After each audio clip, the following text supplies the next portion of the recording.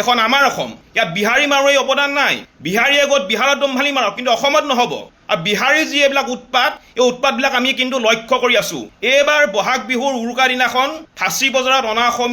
অসমীয়া যুৱতীৰ গাৰ কাপোৰ ফালিবলৈ চেষ্টা কৰিলে পেট্ৰল পাম্পত 4-5টা অনা অসমীয়া যুৱকক প্ৰহাৰ কৰিলে আৰু কালি অনা অসমীয়া যুৱকক প্ৰহাৰ কৰিলে আৰু অসমতে থাকি অসমীয়া গৌৰৱক ধ্বনি দিলে এই ধৰণৰ অটপালি কোনো কাৰণতে সহ্য কৰা নহ'ব বহুত হ'ল আমাৰ ধৈৰ্য পৰীক্ষা নল'ব আমি মৰিবলৈ আৰু মাৰিবলৈ ভয় নকৰোঁ স্পষ্ট কথা আৰু বিজয় গুপ্তাই শুনি লওক বিজয় গুপ্তাই তেওঁ এই গুণ্ডা বাহিনী কণ্ট্ৰল কৰক অন্যথা কিন্তু আমি হাত পাতি বহি নাথাকিম আৰু অসমত থাকি অসমীয়া গৌৰৱক ধ্বনি দিয়া এই অনা অসমীয়াকেইটাক অসমীয়া মানুহে অসমৰ পৰা বাহিৰ কৰি দিবলৈ কিন্তু বেছি সময় নালাগিব সেইটো স্পষ্ট কথা অতি সোনকালে অনা অসমীয়াই সমগ্ৰ অসমবাসীৰ ওচৰত ক্ষমা খোজক অন্যথা অসমীয়া অন্তৰত যে জ্বলি থকা জুইকুৰা সহজে নুনুমাই ইয়াৰ প্ৰত্যুত্তৰ কিন্তু আহি থকা দিনত আমি প্ৰত্যুত্তৰ দিম স্পষ্ট কথা প্ৰত্যুত্তৰ দিয়া হ'বই এটা সংবাদ মাধ্যমত দেখা পালো বিজয় গুপ্তাই কৈছে যে আৰ্যনগৰত কোনো ধৰণৰ মাৰপিটৰ ঘটনা হোৱা নাছিলে আৰু আৰ্যনগৰত কোনো অনা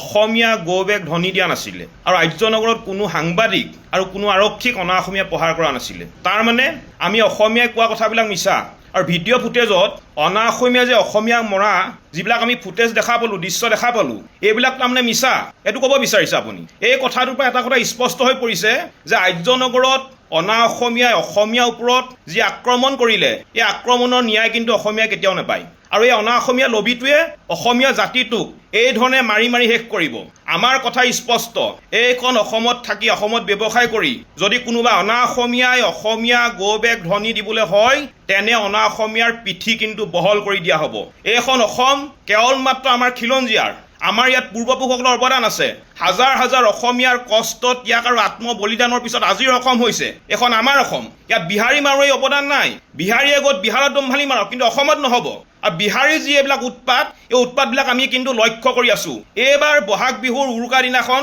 ফাঁচী বজাৰত অনা অসমীয়া যুৱতীৰ গাৰ কাপোৰ ফালিবলৈ চেষ্টা কৰিলে পেট্ৰল পাম্পত 4-5টা অনা